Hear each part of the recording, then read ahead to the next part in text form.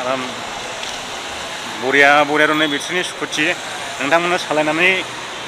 दिन्थिनांगौना दिन्थिनाङा नोंथांमोननोहाय बेखौ ब्लग खालामनानै देखायनांगौना देखायनाङा कमेन्ट बक्सआव खोन्थाहर।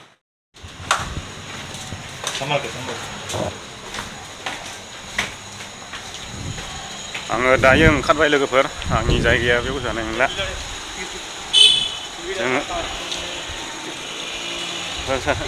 आङो बेनिफ्राय ओंखारलांनोसै ओमफ्राय आङो बेयावहाय जानाय नंला आंनि जायगाया आङो सोलायनोसै दा मालिकखौबो लोगो मोनदोंमोन दा आं दस्रायाव थांनोसै दिल्लीथ' थाङा आं मालिकखौसो थगायदों दिल्ली होननानैहाय मालिकआ फैदोंमोन दसे नोंथांमोना नुदों जानो हागौ मालिकखौ आं माबा खालामगोन डाइरेक्टनो माखासेबो दङ दा दसेनि उनाव नोंथांमोनजों रायज्लायफिनगोन आं बबे जायगायाव थांनाय जायो आङो नोंथांमोननो खिन्थागोन अला बुक खालामबाय डाइरेक्ट 100 फेराव थांगोन एन्द्रा नोगोरावहाय ओमफ्राय बेयाव लोगोफोर दङ जों लोगो हमहैनायसै ओमफ्राय थांनोसै आरो दा बियो आं नैबेनिफ्राय बिदाय लासिगोन लोगोफोरनि रेस्टुरेन्टनिफ्राय आंनि रेस्टुरेन्टआ बैयावमोन फैसाखौनो हरजोबाखिसै आङो खालि गारि भारानि 2000ल' हरबाय बिराद दुखुनांथाव बाथ्रा थेवबो आङो सहैदोंसैल' आंनि थांखियावहाय मोनब्लानो जाबाय दा आंनि गारिया सफैबाय बेसेबां नोंनो दामा 131 आङो थांनोसै थाथ'दोंला दा आंनि अला बुक खालामनाया फैबाय सोलायबाय दा आङो जिरायबाय डाइरेक्ट थांसिगोन नै एन्द्रानोगोन नै मास्कआबो खेंना लाबावाखै मैया खानानै फोराननाया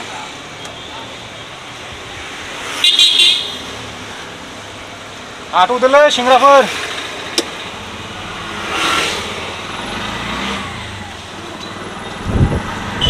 मास्कआनो मोननै रेडि दङ आङो थांसिगोन एन्द्रा नोगोराव दा आङो लामायाव दंगासिनो दङ ने नोंथांमोना नायनो हागोन लामानि अबस्थाफोरखौ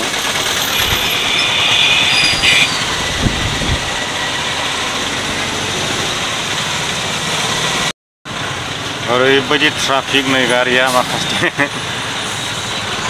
नैबे आर्मि गारि बे आर्मि केम्पमोन नामाथाय नैबे मिथिला मोजाङानो ओरैबायदि ट्राफिकआव दङ नै आयौ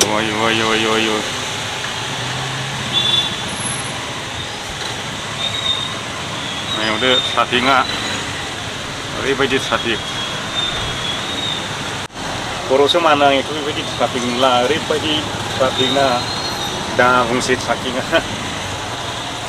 माला बारग'नांगौ जाखो बेखौ बारग'बायथाय सहैबाय होननानै साननानै लादो अभार ब्रिज मानखोबाय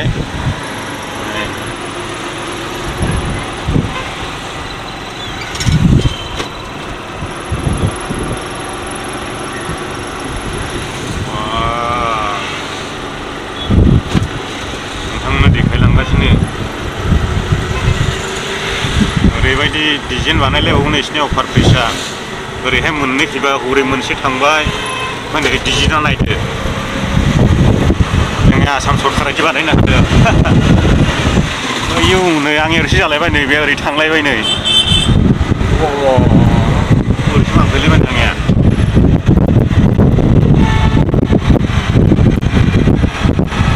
ओरैहाय ट्रेन स्टेसन जाबाय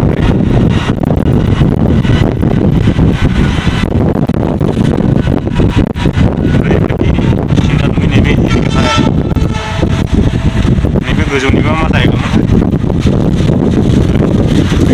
ट्रेन स्टेसन हाबफैदो बेजोंहायनो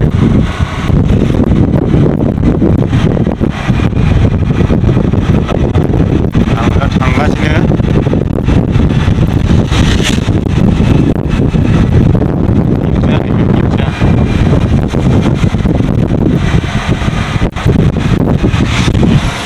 बिसिनिया गाज्रि जालां फोसाबो नै नाय लामाया अभार ब्रिज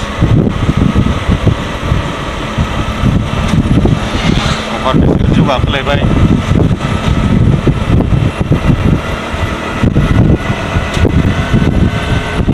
अट' जाबायना बारा सुबिदा मोनाखै भिडिअ खालामनो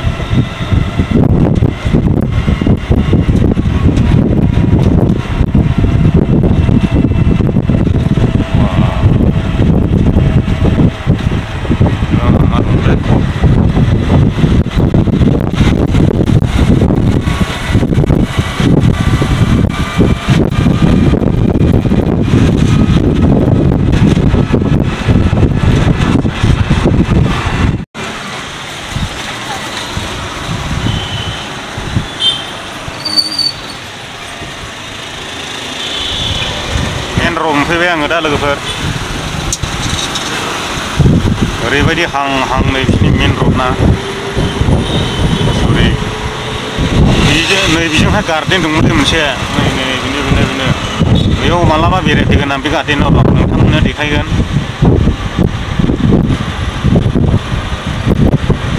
नै बिजोंबो हाबो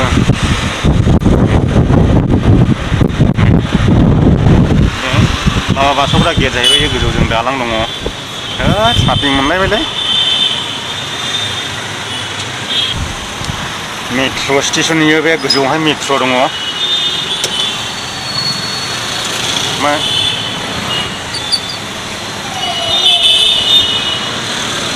क्रिकेट गेलेग्राया ओरै थाबोबाय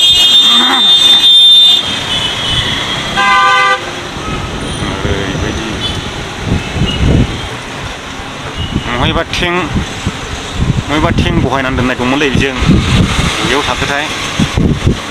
आङो मबाइलाखौबो बेसेबां मोन्दों सापर्ट जानो गिदों आङो ओंखायनो आं मोजां सुबिदा बाहेरायाव बहैना खेबाखै आरो बे बरिया बे जायगायाव बेरायनोहाय आं मालाबा नोंथांमोननो देखायजोबगोन र' बे जायगायाव बेरायनो माने गार्डेन बायदि दं ओमफ्राय बोरैबा बबेबा साइडजों बेजोंनो फट'बो दङ बेयाव ओमफ्राय रिजार्भिं दं फैसा बानायग्रा बेखौ आं नोंथांमोननो देखायजोबगोन र' आंखौ एसे माबा जाग्रोनो हो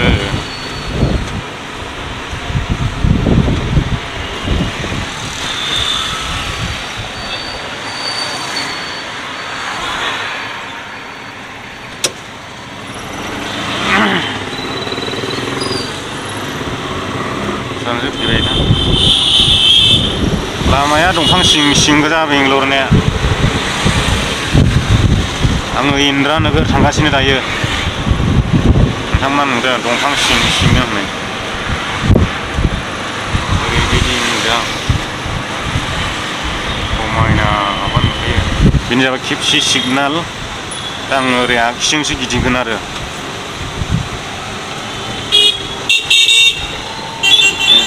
आगसिजोंसो जागोन आंनिया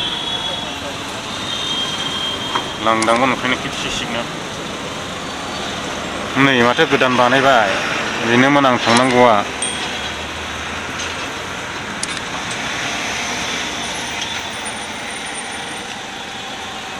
वो अंदर से रहेगा तो ऐसा अंदर से भी जा सकता था ओमफ्राय बे जाबाय मेट्र' माबा लामा बेयो मेट्र' लामा ओरै थांबाय मेट्र' गाखोनानै आं नोंथांमोननो देखायगोन र' गिदिंफिनबाय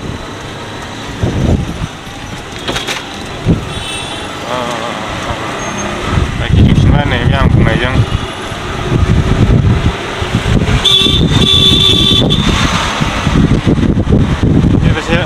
ऐसे रास्ता बन हो गया नहीं तो इधर से जा सकता था दा आङो सफैबाय जाहैबाय इन्द्रानोगोर लामाया गोदान बानायजोब्बाय नै ओरैबायदि गोम बेबायदिसो बानायनांगौ दा लामाखौ जोंलाय आसाम सरकारा बिदि बानायनो रोङा ओमफ्राय बैयावहाय दङ जाहैबाय एमआईनि श'रुम बेयावनो बायना लांदोंमोन आं सिगांहाय पावार बेंकखौहाय दासिमबो दङ जेबो जायाखै ओरैहाय नै बेट्रिनि स्कुटि दङ ओरैहाय बेट्रिनि स्कुटि मालाबा नोंथांमोननो सालायनानै आङो देखायगोन बेवहाय नोंथांमोना बेट्रिनि स्कुटि नुनो मोनजोबगोन ओरैहाय आराम बरिया दं बेट्रिनि स्कुटि नोंथांमोननो सालायनानै दिन्थिनांगौना दिन्थिनाङा नोंथांमोननोहाय बेखौ ब्लग खालामनानै देखायनांगौना देखायनाङा कमेन्ट बक्सआव खोन्थाहर ओमफ्राय आङो थांनायसै लोगोफोरनि रुमाव बैयावहाय सेस गोदान जाजोब्बाय लामाफ्रा जोंनि खामानि मावग्राफ्रा बेयाव सौदुरबाय थायो नैबे दंफाङाव आंबो खनसे सौदुरखांबाय थरनो ओमफ्राय खनसे आं बुलायनाय जायगाया नै बेनो आंनावहाय मबाइल साबख'नाय जायगाया नै बेनो ओमफ्राय दा आं ओरै बे गेस्ट हाउस होनदां दा ओरै हाबनोसै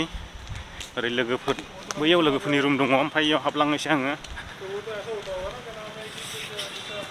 लामाया बानायजोब्बायलै गोदान एकदम सिनायनो हाला असिना नुसै बेबो गोदान बानायगासिनो दङ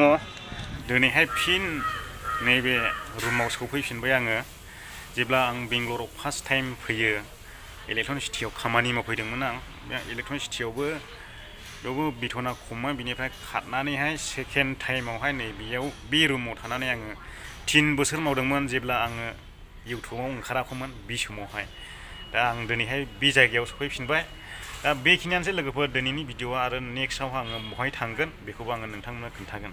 नोंथांमोना भिडिअखौ मोजां मोनदों लाइक होनो दाबाव चेनेलाव गोदान साबस्क्राइब खालामनो दाबाव दा बेखिनियानो लोगोफोर दिनैनि थाखाय बाय बाय जै बर' हारिनि बयबो मोजाङै था